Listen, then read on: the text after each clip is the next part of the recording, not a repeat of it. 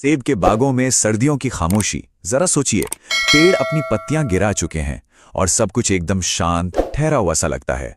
पर क्या यह सच में आराम का समय है, या फिर ये आने वाली फसल की सफलता की नींव रखने का सबसे जरूरी दौर है? आज हम इसी खामोशी के पीछे छिपे विज्ञान को समझने वाले हैं। हम बात करेंगे सेब के पेड़ों की डॉर्मेंसी यानी सुषुप्त अवस्था के बारे में। ये वो समय है जब एक सही स्प्रे, जी हां, सिर्फ एक स्प्रे पूरे साल की मेहनत का नतीजा तय कर सकता है। लेकिन यहां एक पहेली है। हमारे पास 3 मुख्य ऑप्शन हैं: बोर्डो मिक्सचर, डोरमेंट ऑयल और लाइम सल्फर। तो आज की हमारी इस पड़ताल का मिशन ये समझना है कि इन तीनों में से कौन सा एक गेम चेंजर साबित हो सकता है। तो सबसे पहले इसी शब्द को समझते हैं, प्रिवेंटिव रीसेट। इसका मतलब क्या है? देखिए, ये एक ऐसा मौका है जब हम पूरे बाग को आने वाले सीजन के लिए कह सकते हैं कि रीसेट कर सकते हैं। इस समय का मेन फोकस इलाज करना नहीं बल्कि रोकथाम करना है। मतलब जब पेड़ सो रहा है तब हम उसकी एक तरह से डीप क्लीनिंग कर रहे हैं। सोचिए, पिछले साल के जो रोग और कीट थे वो कहाँ जाते हैं? वो गायब तो नहीं होते, नहीं, वो कहीं ना कहीं पेड़ पर ही छिपे रहते हैं। छाल की दरारों में, टहनियों की गांठों में, कलियों के आसपास। फंगस के स्पोर्स, कीड़ों के अंडे, स्केल इंसेक्ट्स, एफिड्स, ये सब बस सही मौसम यानी वसंत का इंतजार कर रहे होते हैं। और डॉर्मेंसी स्प्रे का काम इन्हें वसंत की पहली धूप लगने से पहले ही खत्म करना है। और इसका असर जमीन आसमान का फर्क ला सकता है। अगर ये काम सही समय पर और सही तरीके से हो जाए तो आने वाले मौसम में रोगों का दबाव 80% तक कम हो सकता है। 80%!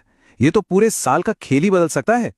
ठीक है, तो ये तो साफ है कि ये स्प्रे सिर्फ एक रूटीन काम नहीं बल्कि एक बहुत जरूरी रणनीतिक कदम है। तो चलिए अब उन 3 मुख्य विकल्पों पर आते हैं। इन्हें हम 3 अलग अलग स्पेशलिस्ट की तरह समझ सकते हैं। पहला है बोर्डो मिक्सचर, शायद सबसे पुराना और जाना पहचाना नाम। ये कॉपर सल्फेट और चूने का घोल है, एक कॉन्टैक्ट फफूंदनाशी। ये एप्पल स्कैब, कैंकर और दूसरी बैक्टीरियल बीमारियों पर बहुत असरदार है। लेकिन इसकी एक बहुत बड़ी लिमिटेशन है, ये सिर्फ एक स्पेशलिस्ट है। इसका काम सिर्फ फंगस को मारना है। कीड़ों पर जैसे कि स्केल या एफिड के अंडों पर इसका कोई असर नहीं होता। तो इस कमी को पूरा करने के लिए हमारे पास दूसरा ऑप्शन आता है डोरमेंट ऑयल। ये एक मिनरल ऑयल बेस्ड कीटनाशक है। इसका काम करने का तरीका भी बड़ा मजेदार है।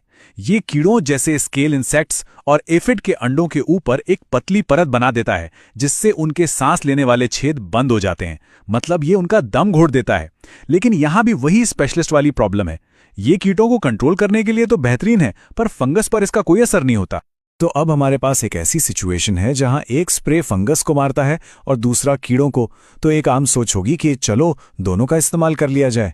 लेकिन यहीं पर एक तीसरा खिलाड़ी सामने आता है, लाइम सल्फर। इसे एक पावरफुल फफूंदनाशी और कीटनाशी दोनों माना जाता है। यह है असली ऑलराउंडर।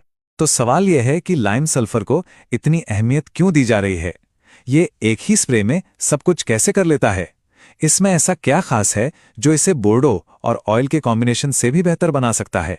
चलिए इसे आमने सामने रखकर देखते हैं। फंगल कंट्रोल की बात करें तो जहां बोर्डो मिक्सचर स्कैब और कैंकर पर मजबूत है, वहीं लाइम सल्फर भी उतना ही मजबूत है। लेकिन यहां एक बहुत बड़ा फर्क है। लाइम सल्फर माइट्स और कीड़ों के अंडों पर भी काम करता है, जबकि बोर्डो मिक्सचर इस मोर्चे पर पूरी तरह खामोश है। अब आते हैं कीट नियंत्रण पर। डोरमेंट ऑयल दम घोटकर कीड़ों को मारता है, जो बहुत असरदार है। लेकिन लाइम सल्फर एक कदम आगे है। यह दम घोटने का काम तो करता ही है, साथ ही सल्फर की जो अपनी टॉक्सिसिटी है उसका असर भी डालता है। यह कीड़ों और माइट्स पर डबल अटैक करता है। और हां, यह मजबूत फंगल कंट्रोल भी देता है, जो डोरमेंट ऑयल बिल्कुल नहीं कर सकता। ये टेबल देखिए, सब कुछ साफ हो जाता है। अगर प्रॉब्लम सिर्फ स्कैब है तो बोर्डो और लाइम सल्फर दोनों काम करते हैं। अगर सिर्फ माइट्स या स्केल हैं तो डोरमेंट ऑयल और लाइम सल्फर दोनों असरदार हैं। लेकिन अगर बाग में ये सभी प्रॉब्लम्स हैं और साथ में लाइकेन या काई भी है, तो सिर्फ एक ही ऑप्शन है जो हर बॉक्स पर टिक करता है, और वो है लाइम सल्फर। और यहीं पर इसका तीसरा और सबसे अनोखा काम सामने आता है। पुराने पेड़ों की मोटी दरार वाली छाल पर अक्सर लाइकेन और मॉस यानी काई जम जाती है। ये ना सिर्फ बीमारियों और कीड़ों को छिपने के लिए घर देती है, बल्कि बाद में होने वाले स्प्रे को अंदर जाने से भी रोकती है। लाइम सल्फर इस काई को जलाकर साफ कर देता है। ये एक तरह से पेड़ की स्किन को एक्सफोलिएट कर रहा है ताकि भविष्य की दवाइयां बेहतर काम करें। तो अब समझ आया कि इसे वन स्प्रे रीसेट क्यों कहते हैं। ये वाकई एक ही स्प्रे में पूरे बाग को रीसेट कर रहा है। लेकिन देखिए, सबसे अच्छे हथियार को भी अगर गलत तरीके से इस्तेमाल किया जाए तो वो बेकार हो सकता है। तो चलिए इसकी प्लेबुक खोलते हैं और देखते हैं कि इसे इस्तेमाल करने की सही स्ट्रैटेजी क्या है। तो फैसला बिल्कुल साफ है।